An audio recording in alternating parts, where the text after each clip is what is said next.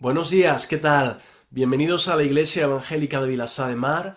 Hoy nos reunimos en esta forma un poco más especial, un poco diferente, este formato digital. Es la primera vez, imagino que nos reunimos así, pero gracias a Dios y gloria a Dios porque podemos hacerlo.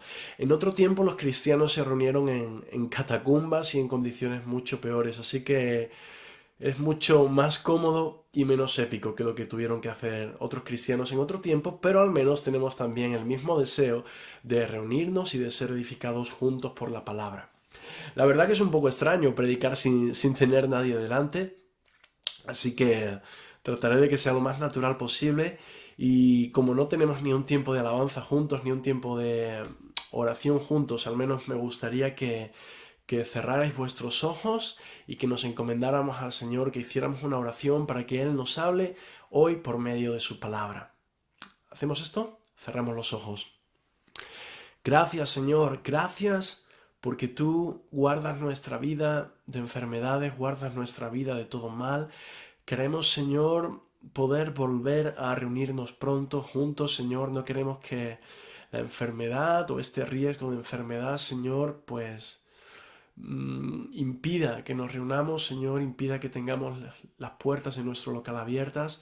Así que te pedimos, Señor, que tú traigas sanidad para esta situación que vive nuestro país, nuestro planeta, Señor.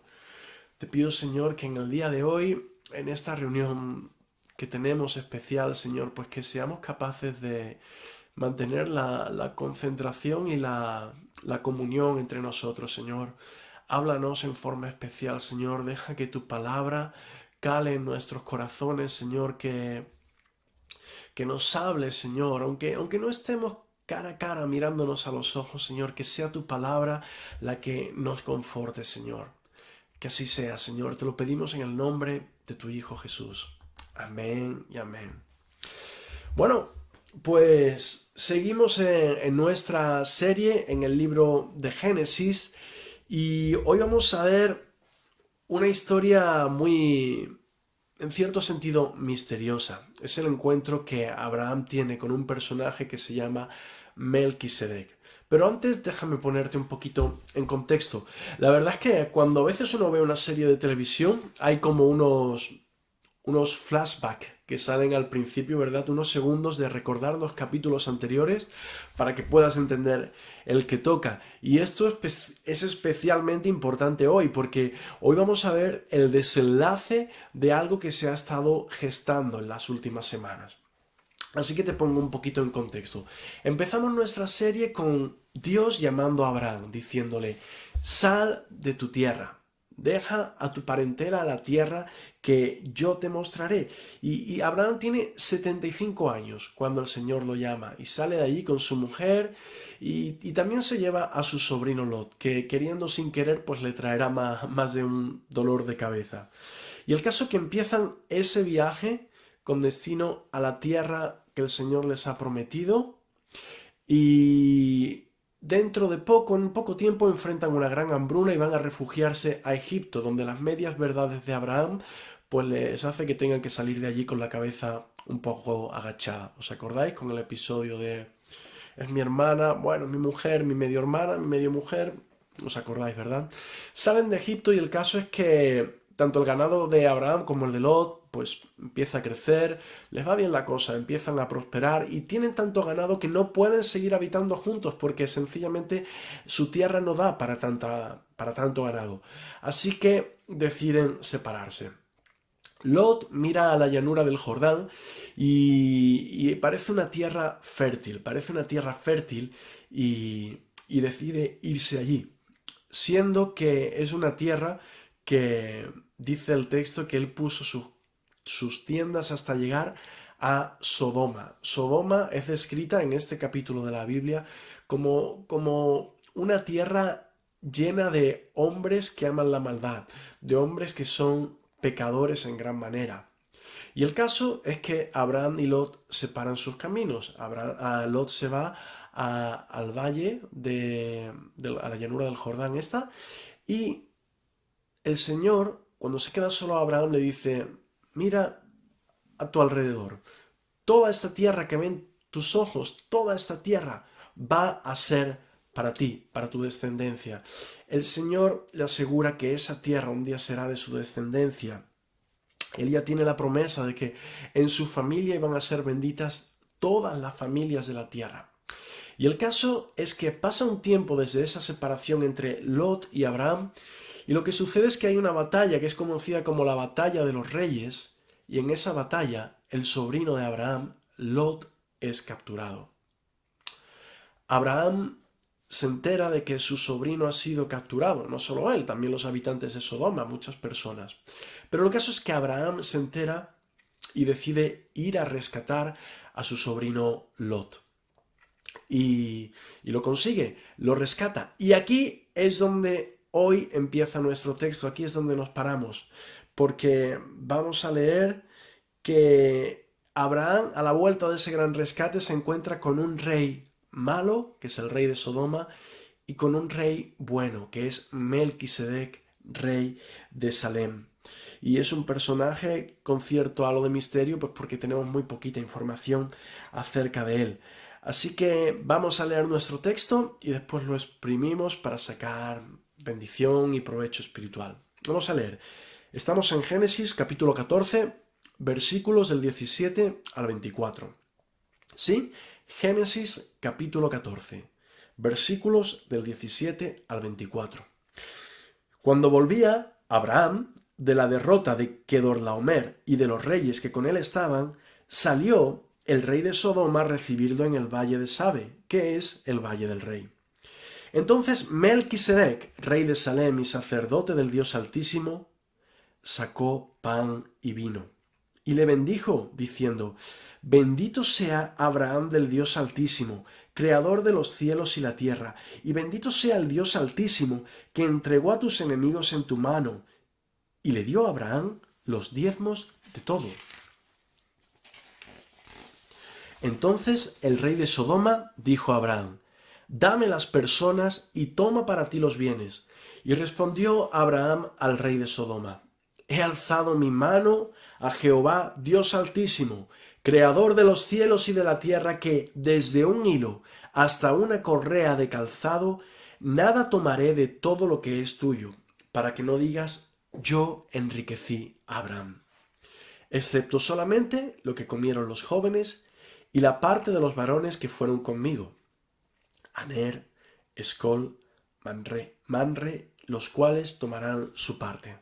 Bueno, este mensaje va a estar intencionadamente dividido en dos partes. Y al final de la predicación trataré de explicaros el porqué de esta división en dos partes. La primera parte la he llamado lecciones morales, y de una forma sencilla y práctica vamos a hacer una lectura de nuestra historia y vamos a tratar de extraer lecciones prácticas de los aciertos, de los errores, de las cosas que vemos aquí que podemos sacar provecho. Así que esa parte se llamará lecciones morales. Será una parte muy práctica. Y la segunda parte la he llamado lecciones redentoras. Y vamos a hacer una reflexión teológica acerca de este pasaje y ver qué tiene que ver este pasaje con nuestra fe en Cristo. ¿Cómo es que este pasaje se conecta con el Evangelio? ¿Cómo es que este pasaje me deja intuir a Cristo? ¿Me deja ver algo del plan de redención de Dios? ¿Cómo es que este pasaje anticipa algún prototipo, alguna sombra de Cristo? Así que esas serán las dos partes. Una primera parte, lecciones morales. Una segunda parte, lecciones redentoras. Así que vamos allá. La primera parte, lecciones morales. El Antiguo Testamento, pues, cuidado con esto, no es simplemente un conjunto de biografías que uno deba leer simplemente para aprender lo bueno de algunos personajes y lo malo de otros personajes.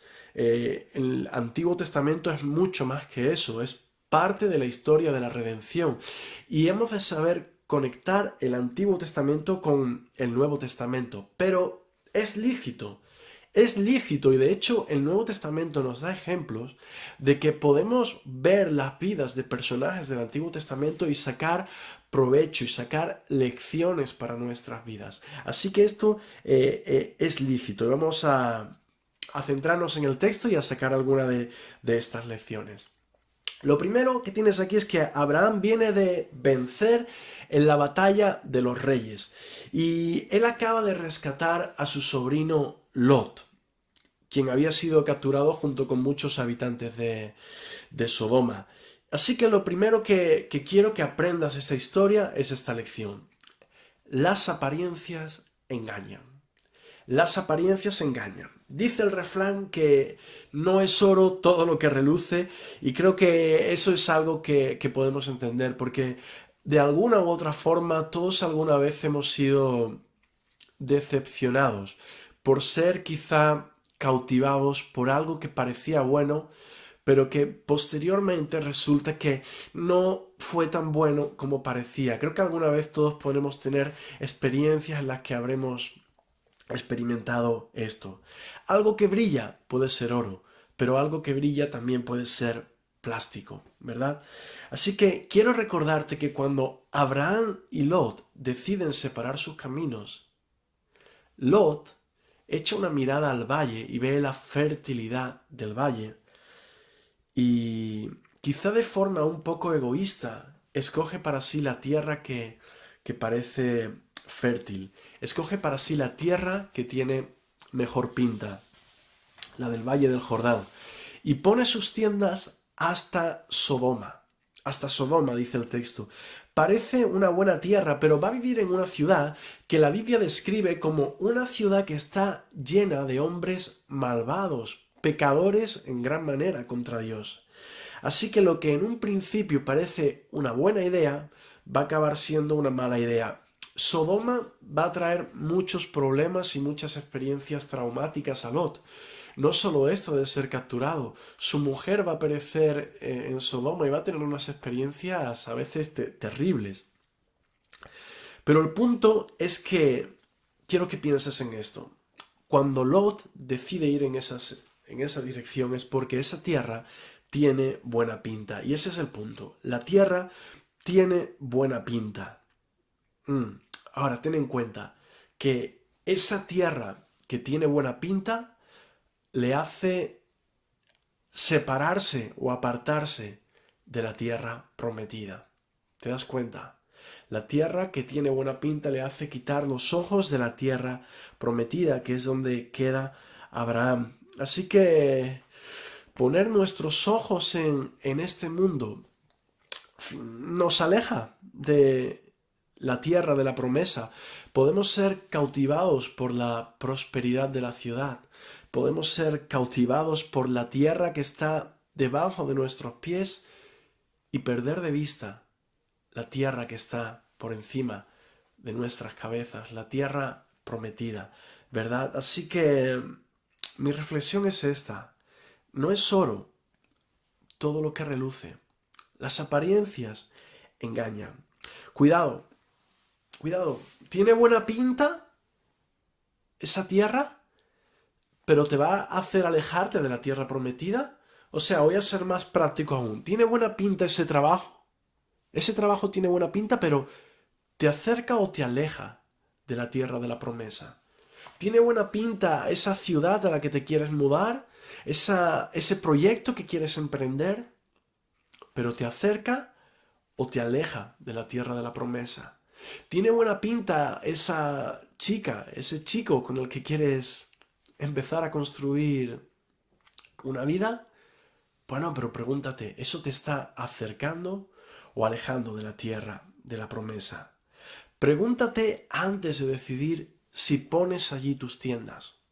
Como Lot, si pones tus tiendas hasta Sodoma, no sea que lo que parece bueno se torne en malo y en un problema para ti en el futuro. Recuerda que las apariencias engañan y toma estos dos proverbios como referencia para tomar decisiones. Dice Proverbios 14:12 que hay camino que al hombre le parece derecho, pero su fin es camino de muerte. Y Proverbios 3:5 fíate de Jehová de todo tu corazón y no te apoyes en tu propia prudencia. ¿Por qué? Pues por el proverbio de antes, porque hay camino que al hombre le parece derecho, pero el fin es camino de muerte. Fíate de Jehová de todo tu corazón y no te apoyes en tu propia prudencia. Así que esta es la primera lección. Las apariencias engañan. La segunda, tu vida influye en tu ciudad. Los creyentes influyen en su ciudad, aun cuando no son perfectos. No solo los héroes de la fe influyen en sus ciudades, en sus pueblos, en sus países. También los creyentes estándar, los creyentes normales de a pie, tenemos la capacidad de influir en nuestra ciudad. Fíjate el motivo por el que Abraham va a emprender ese rescate. ¿Cuál es el motivo? Lot. Lot es un justo. Según el Nuevo Testamento, Lot es un justo. Así que hay un justo que va a ser bendición para Sodoma. Porque Abraham no solo va a rescatar a Lot, va a rescatar a muchos prisioneros de Sodoma. Así que de alguna forma, Lot se convierte en una bendición para su ciudad. E igual tú y yo podemos ser una bendición para nuestra ciudad. Tú y yo podemos ser buenas influencias para nuestra sociedad. Si nuestra vida es íntegra, si somos coherentes, podemos ser una bendición para nuestra ciudad. Así que sé práctico. No tengas miedo de involucrarte en la asociación de padres del colegio, porque tu criterio puede ser bueno. Tu criterio puede ser bueno para tomar decisiones sobre proyectos que se vayan a hacer o incluso para dar tu perspectiva ahora que tantas ideologías extrañas nos quieren imponer a nuestros hijos. No desprecies esta idea. Tú puedes ser bendición. Tu vida influye en tu ciudad. Involúcrate en la asociación de vecinos del barrio, en la asociación, en la colla llegantera, qué sé yo. En aquello que tú puedas ser una bendición, en aquello que tengas la capacidad de involucrarte, ve allí, involúcrate y sé una luz que brille y bendice a tu ciudad. Porque dice Jesús en el Nuevo Testamento que nosotros tenemos que ser sal y luz. Sal y luz, dice Mateo 5:16. Así alumbre vuestra luz delante de los hombres, para que vean vuestras buenas obras y glorifiquen a vuestro Padre que está en los cielos. Que vuestra luz alumbre delante de los hombres. ¿Te das cuenta lo que esto quiere decir? No se trata de meternos en el búnker evangélico. Yo sé que ahí se está bien, yo me siento cómodo ahí, pero tenemos la capacidad y la obligación, me atrevería a decir, por ese texto que acabamos de leer, de ser bendición para nuestra ciudad. Así que ya llevamos 2 lecciones. Primera, las apariencias engañan. Segunda, tu vida influye en tu ciudad. Tercera, no des ocasiones para la murmuración. No des ocasiones para hablar. Y este punto en un sentido está relacionado con el anterior. Porque uno puede ser una bendición si es íntegro, pero también puede ser una piedra de tropiezo si su vida no es del todo coherente o incluso a veces puede parecer que haga aguas. Cuida mucho lo que otros hablan de ti. Hay muchas personas que son muy dados a la crítica. Tú no puedes hacer nada por cambiar eso. Solo Jesús puede cambiar esos corazones. Pero lo que tú sí puedes hacer es no darle razones a esas personas para la crítica, no darles argumentos, ¿me entiendes? Fíjate en la prudencia de Abraham. Dice la historia que el rey de Sodoma dijo a Abraham, dame las personas y toma para ti los bienes. Esa es una situación muy extraña, porque el rey de Sodoma ha perdido la batalla, ha perdido los bienes y las personas en la batalla. Y Abraham ha buscado sus aliados, ha orado a Dios y ha arriesgado su vida para rescatar a su sobrino, pero no solo ha rescatado a su sobrino, también ha rescatado a los habitantes de Sodoma y a esas posesiones. Y él podría decir, pues claro que me quedo con los bienes, sí he ganado la batalla, si son míos, he ganado la batalla. Pero eso podría dar lugar a que el otro dijera, te has enriquecido a costa mía. Te has enriquecido a costa mía. ¿Te das cuenta? Y quizás sería incluso hasta lícito para Abraham quedarse con los bienes, pero Abraham se da cuenta de esas circunstancias y dice, nada tomaré de, de lo que es tuyo, para que no digas yo enriquecí a Abraham. Probablemente el rey de Sodoma pues era un tipo quizá orgulloso, seguramente malvado como sus habitantes y hubiera tenido ese tipo de pensamientos, ¿verdad? Y nosotros también cuando enfrentamos con gente así que no es trigo limpio, no que no sea trigo limpio, pero que sabemos que es gente complicada, pues debemos de ser especialmente prudentes. Hay situaciones que quizá uno puede justificar ciertas acciones, pero si eso va a dar lugar a murmuraciones, pues, oye, mejor sé prudente. Nosotros aquí en la iglesia a veces hemos tenido que actuar así en nuestra relación con nuestros vecinos. A veces ha habido situaciones que a nosotros nos han parecido injustas o que teníamos nosotros la razón, pero hemos dicho, va, por guardar el testimonio, por no dar lugar a hablar, por no dar lugar a la murmuración, vamos a hacer las cosas de esta forma. Aunque quizá nos han perjudicado, aunque quizá no hemos aprovechado la situación para nuestro bien. ¿Me entiendes lo que quiero decir? Y eso es sabio. Según la Biblia, actuar de esa forma, pues hay sabiduría cuando uno renuncia a sus derechos con el fin de no dar ocasiones de caer al otro. Abraham podría haber aprovechado esta oportunidad para enriquecerse sustancialmente, pero decide actuar misericordiosamente. Decide actuar por gracia. Y eso es el Evangelio, si lo piensas bien. Actuar misericordiosamente, actuar por gracia. Y ya que hemos mencionado el Evangelio, pues vamos a ver cómo se conecta esta historia con el Evangelio. Y vamos a llegar a la segunda parte de nuestra predicación. Esta primera parte han sido lecciones morales.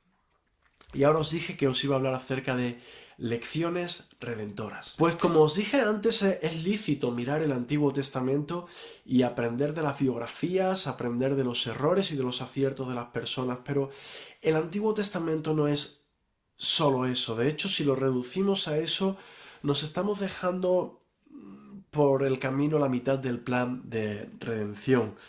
Porque aunque eso sea lícito, como os decía antes, aunque en el Nuevo Testamento tenemos ejemplo de eso, Jesús nos invitó a que hiciéramos algo, a que leyéramos el Antiguo Testamento, lo escudriñáramos y aprendiésemos a descubrir dónde está Él en las páginas del Antiguo Testamento. A veces hacer esa conexión es sencillo porque es muy explícito, muy evidente. Otras veces hay que profundizar un poquito más. Pero siempre hay un camino, siempre hay una forma de encuadrar esa situación en algún punto con respecto a la cruz. A veces utilizamos algunas preguntas, ¿no? Decimos, a ver, ese pasaje del Antiguo Testamento eh, me deja intuir a Cristo, me deja intuir la necesidad de un Salvador, me deja ver alguna sombra de Cristo o hay alguna profecía que se cumple en el Nuevo Testamento, hay algún anuncio de un Mesías o incluso este texto, este pasaje del Antiguo Testamento es mencionado en el Nuevo Testamento y si es así, ¿bajo qué prisma, qué enfoque le da el Nuevo Testamento? Así que con todas esas herramientas podemos ir atando cabos, conectando ideas y puntos y contemplar mejor el plan de redención de Dios que se va desarrollando desde el Génesis hasta el Apocalipsis. En ese texto, cuando Abraham vuelve de la batalla de los reyes, tiene un encuentro con dos reyes. Con el rey de Sodoma, hemos dicho, con un rey malo del que hemos sacado ya algunas lecciones morales. Y con un rey, vamos a decir, un rey bueno, el rey de Salem, Melquisedec, del que vamos a sacar algunas lecciones redentoras. Este rey bueno se llama Melquisedec, como os he dicho, y quizá llame tu atención si eres nuevo en la fe o si no estás muy familiarizado con el estudio bíblico, puede que nada en la lectura te haya llamado la atención, ¿verdad? Pero si ya conoces un poquito acerca de la Biblia, Melquisedec debe hacer que se te pongan los ojos como platos, porque es un personaje muy misterioso. Mira que has mencionado poco, has mencionado muy pocas veces, solo aquí has mencionado en el libro de Génesis. Hay una referencia muy de pasada a su figura en los Salmos y luego tenemos que ir ya al Nuevo Testamento donde el libro de Hebreos sí que dedica un poco de atención a este personaje, pero realmente sabemos muy poco de este personaje, no sabemos de dónde salió, no sabemos a dónde se fue y eso hace que surjan muchas ideas sobre el tema. Yo esta semana he leído de todo sobre Melquisedec. Para los judíos, Melquisedec es básicamente un hijo de Noé, Sem. Y ellos dicen que es Sem. Lo que no explican es cómo Sem se cambió el nombre y acabó llamándose Melquisedec en vez de Sem, ni cómo fue que acabó viviendo en la tierra de Salem. Bueno, ahí se queda eso. Por supuesto, eso no tiene una base bíblica. Ellos se apegan a que por la genealogía, por los años que vivió, pudiera ser esta opción, pero no hay una base bíblica para pensar que eso sea así. Luego, si hablas con cristianos, principalmente vas a tener dos ideas, ¿no? Dos opciones. Algunos creen que Melquisedec es una teofanía. Eso quiere decir que es como una preencarnación de Cristo. Era un tipo de Cristo preencarnado. Sí, como dice el texto de Hebreos, dice, sin padre ni madre, sin principio, sin fin, rey de justicia, rey de paz. Dice, ¿quién es así? Es Cristo, sí. Y bueno, pues muchos lo consideran una teofanía, una preencarnación de Cristo. Son personas, algunos de ellos respetables, reconocidos y bueno, debemos saber que es una postura que existe. Luego, otros piensan que Melquisedec fue una sombra de Cristo, es decir, como un prototipo, un tipo, una figura, una semejanza de Cristo, pero sin ser él, sin ser una teofanía. He leído otras historias, algunas muy peculiares, como por ejemplo que Melquisedec en realidad fue un viajero del tiempo. Bueno, no digo esto para que lo consideréis como una opción real, evidentemente, sino solo para que podáis intuir cuánto juego, cuánta variedad de opciones pues da la figura de este rey de Salem, de Melquisedec. Yo os propongo de una forma sencilla ver qué dice Génesis sobre Melquisedec, qué enfoque le da el Nuevo Testamento y con eso pues relacionarlo con el Evangelio. Porque lo que no está en el texto sencillamente ni está ni va a estar, así que nunca dejará de ser especulación. Os propongo tomar, a mí no me gusta mucho especular, así que os propongo tomar como base lo que sí dice el texto de Génesis, lo que sí dice el texto de Hebreos y quedarnos con eso. Y si nos gustaría saber un poco más, pues sencillamente mejor decir, hasta aquí sabemos, esto es lo que dice la palabra, mejor eso que inventar. ¿Sí? Así que lecciones redentoras de Melquisedec. Melquisedec es semejante a Cristo. Melquisedec es semejante a Cristo. Dice el texto que Melquisedec, rey de Salem, sacerdote del Dios Altísimo. Esas son las tres cosas que sabemos de Melquisedec. Rey de Salem, sacerdote del Dios Altísimo y su nombre, Melquisedec. Y esos tres aspectos los confirma el Nuevo Testamento. Hebreos capítulo 7 es el texto que nos abre un poco la visión acerca de este personaje. Y dice Hebreos capítulo 7, versículo 2 y 3. Cuyo nombre, está hablando de Melquisedec, cuyo nombre significa primeramente rey de justicia. Eso significa Melquisedec, rey de justicia. Y también rey de Salem, esto es rey de paz. Casi todos estiman que Salem era la forma antigua de llamar a la ciudad de Jerusalén. Por supuesto, Jerusalén en este tiempo ni siquiera existe, pero bueno, es lo que más tarde terminaría llamándose Jerusalén. Así que dice el texto de Hebreos, sin padre ni madre, sin genealogía, que ni tiene principio ni fin de días, ni fin de vida, sino hecho semejante al Hijo de Dios, permanece sacerdote para siempre. Claro, si dices Rey de justicia, Rey de paz, sacerdote del Dios Altísimo, sin principio, sin fin de días, ¿en quién estás pensando? Pues en Cristo, seguramente, ¿ve? Es por eso que algunos creyentes ven en Melquisedec una preencarnación de Cristo. Para añadir más miga al asunto, a mí me gustaría citar una conversación que está reflejada en el Evangelio de Juan. Y es una conversación que Jesús, en la que le preguntan sobre Abraham. Y la gente le dice, fíjate, estoy leyendo en el Evangelio de Juan, capítulo 8, versículo 53, le dicen a Jesús, ¿eres tú acaso mayor que nuestro padre Abraham, el cual murió? Y los profetas que murieron, ¿quién te haces? A ti mismo. Fíjate lo que le preguntan, ¿eres tú acaso mayor que nuestro padre Abraham? Y ahora fíjate lo que responde Jesús, qué curioso. Dice, Abraham vuestro padre se gozó que había de ver mi día y lo vio y se gozó. O sea, Abraham vuestro padre vio mi día, se gozó de que había de ver mi día y lo vio y se gozó. Entonces le dijeron los judíos, ¿aún no tienes 50 años y ya has visto a Abraham?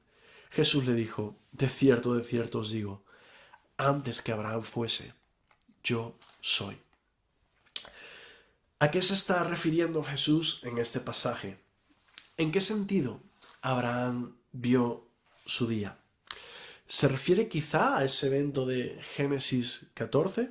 Bueno, para ser honesto, así que ponen esto en cuarentena, ahora que está tan de moda la cuarentena, para ser honesto, ningún comentario bíblico de los que he leído relaciona el Evangelio de Juan, este capítulo que yo os acabo de leer, con ese suceso de Génesis.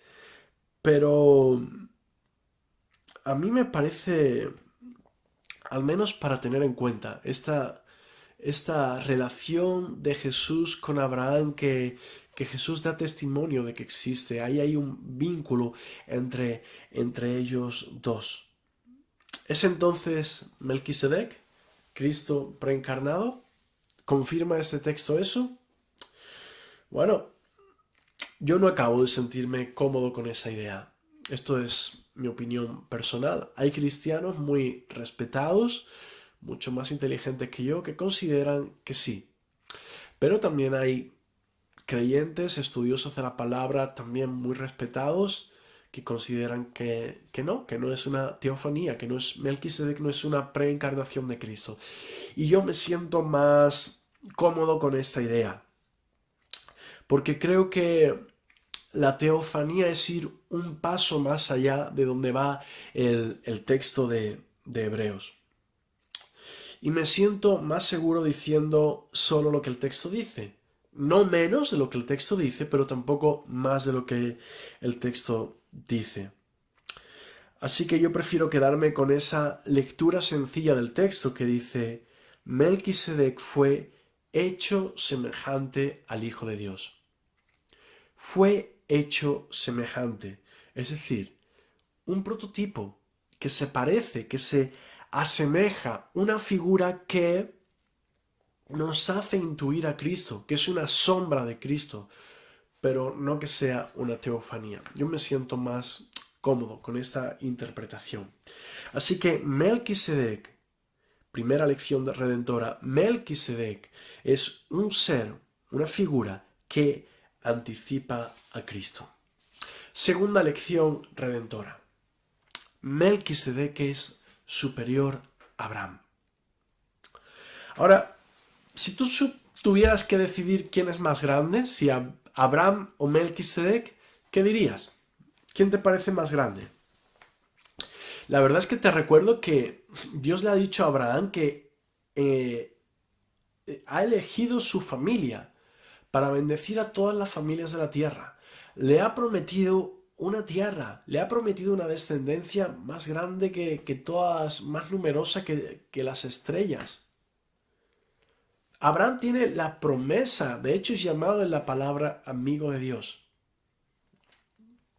¿Quién es más grande? ¿Quién es superior? ¿Melquisedec o Abraham?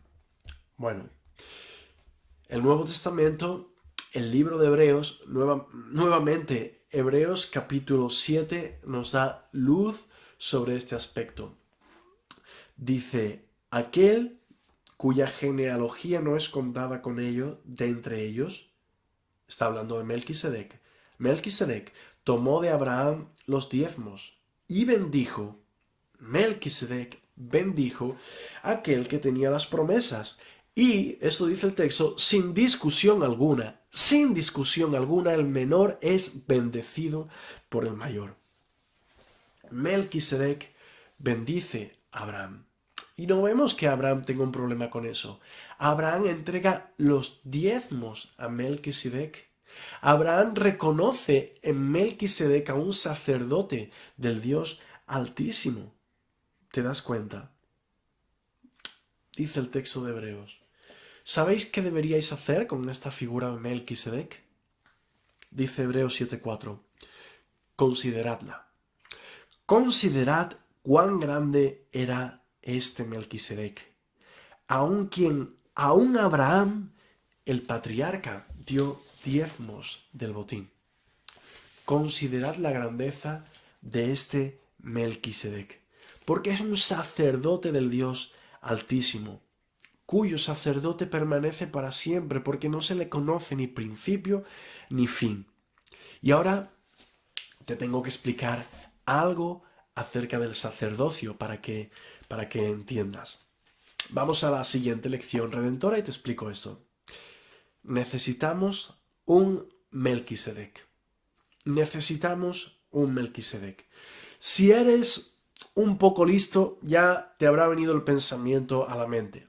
Caramba, ¿cómo puede ser que en tiempos de Abraham haya un sacerdote del Dios Altísimo? ¿Cómo puede ser esto? Porque recordad que Moisés no ha nacido aún. Claro, aún no hay templo, no está establecido todo el sistema de sacerdotes que viene de la mano de Moisés, ¿verdad? Eso aún no está. Ah, efectivamente, todas las leyes, todas esas ceremonias llegaron con Moisés y ahora estamos en una etapa muy anterior, estamos en la etapa de los patriarcas, estamos aquí con Abraham, aún vagando por el desierto. Y el sacerdocio no llegaría hasta Moisés, particularmente en la figura de su hermano Aarón. El pueblo de Israel fue instruido. El pueblo de Israel debía saber que necesitaba un sacerdote y que la función de ese sacerdote iba a ser interceder por el pueblo. Ahora, sabéis que en Israel había 12 tribus, ¿verdad? Pero el sacerdocio solo estaba encargado a una tribu, a la tribu de Leví. Así que si no eras de esa tribu, pues no podías ser sacerdote. Por supuesto, los levitas eran hombres y mujeres mortales como tú y como yo, que con el paso del tiempo pues se morían, como todo el mundo. Y otro levita, otro sacerdote tenía que sucederles en el cargo. Así que eran sacerdotes con fecha de caducidad. La razón de que hubiera esos sacerdotes en el Antiguo Testamento es que son necesarios para interceder por nosotros delante de Dios. Ellos entran en el lugar santísimo, en el lugar que está prohibido para nosotros, y ellos ofrecen sacrificios por nosotros para que nuestros pecados sean perdonados. Todo el sistema de sacerdocio del Antiguo Testamento estaba destinado a enseñarnos acerca de nuestro pecado y sobre la santidad de Dios, sobre el juicio de Dios. Y el propósito de todo eso es ver que Dios ha creado un camino para reconciliarnos con Él. En el Antiguo Testamento, Él proveyó un sistema de sacerdotes. En el Nuevo Testamento proveyó a su Hijo, el sumo sacerdote eterno, según el orden de Melquisedec. Un sacerdocio eterno, no como el de los levitas, un sacerdocio muy superior. Un sacerdocio que no tendrá principio ni fin de días, no tendrá que ser continuado por otros, porque nuestro sumo sacerdote Jesús es como Melquisedec, no hay ni principio ni fin de días en él. Los sacerdotes del Antiguo Testamento tenían un problema: se morían y era necesario reemplazarlos. Pero Jesús se convierte en nuestro sumo sacerdote definitivo. Él no necesita ser reemplazado. Él no es de la orden de Leví. Él es del tipo de Melquisedec, de la orden de Melquisedec. No se conoce ni su origen ni su fin de días. Él intercede perpetuamente por nosotros. Él intercede perpetuamente por aquellos que se acercan a Dios, perpetua y eternamente. El sacerdocio de los levitas no era más que un reflejo de lo que estaba por venir con el sacerdocio de Cristo. Pero poco más que eso, poco más que un vago reflejo. Cristo es ese sacerdote que no pertenece a la tribu de Leví, sino que la Escritura lo conecta con Melquisedec, un sacerdote conforme a la orden de Melquisedec. Y para mí el punto más importante es que seamos capaces de ver la necesidad que tenemos de un sacerdote, la necesidad que tenemos de alguien que interceda por nosotros, alguien que nos reconcilie con Dios. Nuestro mayor problema no es ser contagiados de esta dichosa enfermedad que se extiende por todo el mundo. Nuestro mayor problema no es nuestra crisis matrimonial. Nuestro mayor problema no es el lidiar con nuestros hijos descarriados. No es las consecuencias económicas que estos momentos van a tener para nuestros fondos. Nuestro mayor problema es enfrentarnos a un Dios santo, enfrentar el juicio de un Dios que es santo. Así que debemos de ser capaces de sentir esta necesidad de un sacerdote. Necesitamos un rey de justicia, un rey de paz, alguien sin principio ni final, alguien que tenga una vida indestructible, alguien que nunca muera. Necesitamos a alguien mayor que Abraham, alguien mayor que Melquisedec, alguien mayor que Leví, alguien como Melquisedec. Necesitamos a nuestro sumo sacerdote que se revela en el Nuevo Testamento, a Jesús.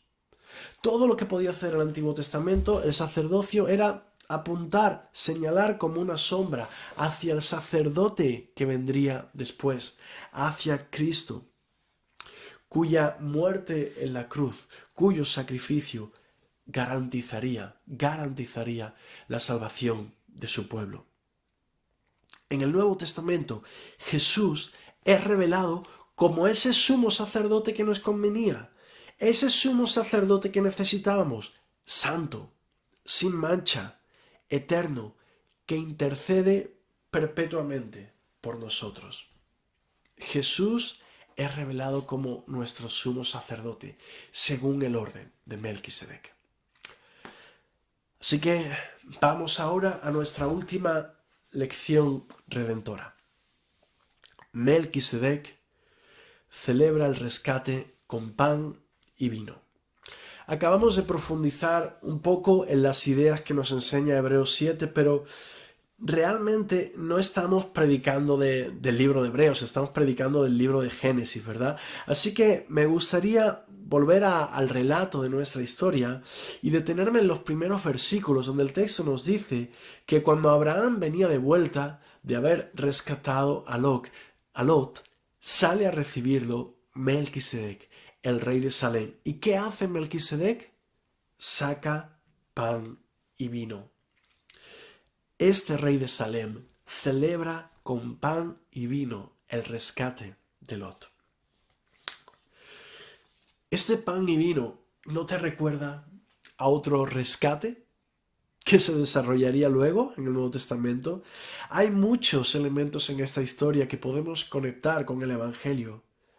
En Génesis, el rescate de Lot es conmemorado con pan y vino y bendición. Y esos tres elementos, pan, vino y bendición, están presentes cuando Jesús establece la Santa Cena, la conmemoración del gran rescate de la Biblia, el rescate que Él lleva a cabo en la cruz por todos nosotros. Pan, vino y bendición para anunciar el gran rescate. Dice el Evangelio de Mateo que mientras comían, Jesús tomó pan y lo bendijo y lo partió, y que le dio ese pan a sus discípulos y les dijo: tomad y comed, porque esto es mi cuerpo. Y tomando la copa y habiendo dado gracias, les dio diciendo: bebed de ella todos, porque esto es mi sangre del nuevo pacto, que por muchos es derramada para remisión de pecados.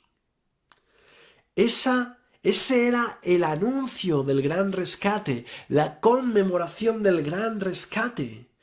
Muy poquito tiempo después, Jesús iba a morir en una cruz, iba a ser crucificado y iba a resucitar al tercer día, convirtiéndose en nuestro sumo sacerdote para siempre, según el orden de Melquisedec, un sumo sacerdote inquebrantable, un sumo sacerdote cuya vida es eterna, un sumo sacerdote que no necesita de que otro le continúe. ¿Te das cuenta? Jesús se convierte en nuestro sumo sacerdote eterno y Él nos bendice, Él nos celebra ese gran rescate con pan y con vino. Él es nuestro Rey de Salem, Él es nuestro Rey de justicia, Él es nuestro mejor Melquisedec. Bueno, como te dije al principio, esta predicación ha estado dividida en dos partes muy diferentes: las lecciones morales y las lecciones redentoras. La verdad que creo que de las dos hemos aprendido cosas útiles. La primera parte de esas lecciones útiles sobre esta escena, sobre estos personajes, pero aunque ambas formas de acercarse al texto son lícitas, quiero hacerte pensar en cuán cojo sería el significado de este texto de Génesis si no hacemos esa reflexión, si no hacemos ese esfuerzo por conectarlo con Cristo y por encuadrarlo dentro del plan de redención. He querido hacer esta diferenciación, estas dos partes en la predicación para animaros a leer el Antiguo Testamento con esta perspectiva de intentar conectarlo con el plan de redención, intentar conectarlo con el Nuevo Testamento, porque si no te estás perdiendo buena parte de cómo es que funciona el plan de redención de Dios por sus hijos, ¿verdad? Todo es un plan que se empieza a desarrollar en Génesis, que tiene su clímax en la cruz y que luego tenemos más historias reveladas hasta el libro de Apocalipsis. Así que es precioso poder ir viendo los hilos, cómo se van conectando, cómo se va tejiendo un tapiz que tiene sentido cuando lo ves todo de lejos, conectado. Quiero invitarte a que, ya sea que leamos o que prediquemos, que no veamos el Antiguo Testamento solo de forma moralista. Eso puede ser útil, puede ser lícito y puede ser bueno, pero es incompleto.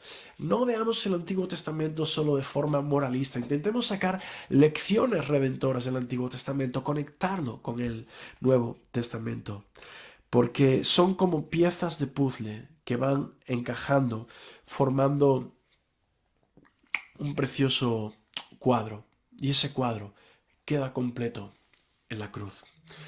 Ahí es donde vemos con claridad a nuestro Rey, a nuestro sumo sacerdote, a nuestro mejor Melquisedec, a Cristo. Amén, queridos hermanos, que el Señor os bendiga.